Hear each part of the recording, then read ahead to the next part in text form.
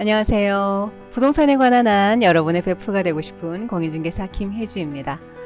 네, 오늘은 조합원 입주권에 관해서 입주권 양도세에 관해서 이야기를 한번 해보려고 합니다.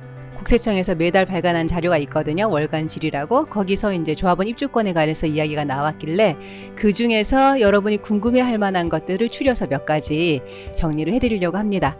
요만큼만 알고 계셔도 입주권 양도세에 대한 기본 상식은 좀 알고 계시는 게 되거든요. 한번 같이 공부를 해보겠습니다.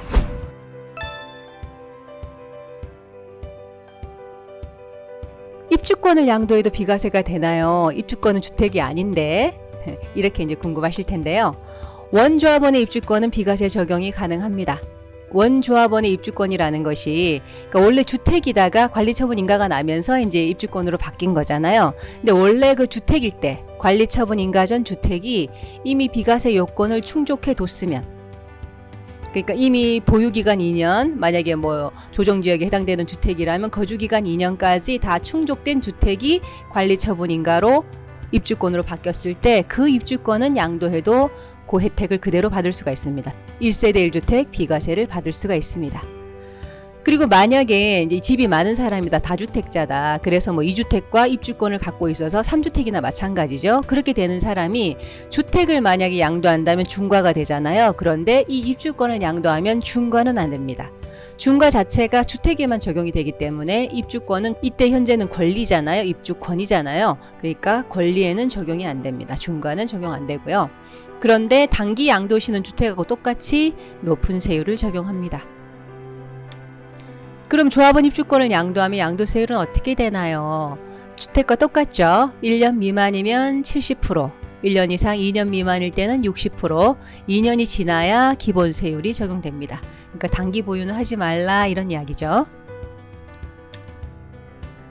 그럼 조합원 입주권 계산할 때 보유기간은 어떻게 계산하나요? 원조합원과 승계조합원의 계산 방법이 다릅니다.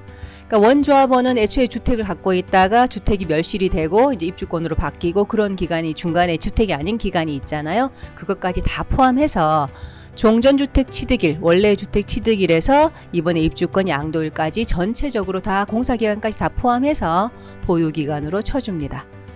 근데 승계조합원이라면 그냥 뭐 입주권을 산 사람이니까 이런 사람은 그 입주권을 취득한 날부터 입주권을 양도하는 날까지 이제 간단하게 보유기간을 계산하시면 되겠죠.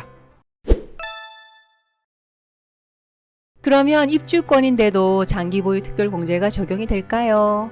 네, 적용이 됩니다. 원래 장기보유 특별공제는 그 토지 및 건물, 그러니까 부동산일 때만 적용이 되는 거거든요. 그런데 이 입주권이 그냥 입주권이 아니라 원래 주택이다가 입주권으로 바뀐 거기 때문에 원래 주택일 때의 양도 차익은 장특공을 적용해 줍니다. 그러니까 관리처분 인가 전 양도 차익, 원래 취득에서부터 관리처분 인가 전까지의 양도 차익은 부동산일 때의 양도 차익이니까 이 부분에 대해서는 똑같이 장특공을 적용해 줍니다. 그래서 1세대 1주택자라면 최대 80%, 일반이라면 최대 30%까지 장특공이 적용된다. 이렇게 답을 드릴 수가 있겠어요. 근데 면적이 커서 입주권을 2개 받는 경우가 있잖아요. 1+1 입주권일 때 이제 입주권을 양도하게 되면 이 2개를 동시에 양도를 하게 되는데 이런 경우에 비과세는 어떻게 됩니까? 하면 납세자가 선택을 할 수 있어요. 선택을 해서 먼저 양도하는 것 1개는 과세가 되는 거고 나머지 1개를 비과세 받을 수가 있습니다.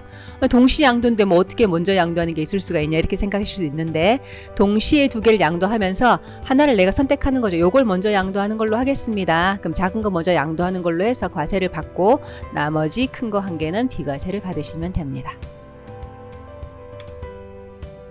그리고 보통 이제 집이 철거돼 버렸으니까 살 집을 구해야 되잖아요. 그래서 대체주택을 이제 매수하게 되는데 뭐 전세를 얻어도 되지만 만약에 매수를 해서 살 수도 있어요. 매수를 해서 살다가 이 대체주택을 양도하는 경우 대체주택도 비과세를 받을 수가 있나요? 네, 받을 수가 있어요. 이건 이제 원조합원에게만 해당되는 거예요. 승계조합원은 안 되는 겁니다. 원조합원일 것, 그리고 사업시행 인가일 현재 1주택자거나 무주택자일 것. 이런 경우에만 대체주택 양도할 때 비과세를 해주는데 또 다른 조건이 붙겠죠. 그러면 어떻게 되냐면 신축주택 완공 전이나 완공 후 2년 이내에 이 대체주택을 양도하고 새 주택으로 이사를 들어가서 세대 전원이 1년 이상 계속해서 거주를 해야 됩니다. 그러니까 실거주 목적의 주택 구입이었다 이런 이야기죠. 그럴 때만 이제 비과세를 해주겠다는 이야기니까 새 주택이 완공된 다음에 2년 이내에 해당 주택으로 세대 전원이 이사를 가서 1년 이상 계속해서 거주하고 그리고 그 2년 이내에 대체주택을 양도하시면 비과세를 받을 수가 있습니다. 예, 오늘 이렇게 입주권에 대해서 기본 상식들 궁금하신 것들 정리를 해드렸고요. 또 1주택 1입주권일 때 비과세 어떻게 받는지 지난번 영상에서 제가 자세하게 설명을 해드렸으니까 궁금하시면 거기에 해당되시는 분들은 그걸 찾아보시면 되겠습니다. 다음번에는 또 분양권에 관한 이야기를 한번 해드리겠습니다. 오늘 영상이 도움이 되셨다면 구독과 좋아요 부탁드리고요. 지금까지 여러분의 부동산 베프 공인중개사 김혜주였습니다. 감사합니다.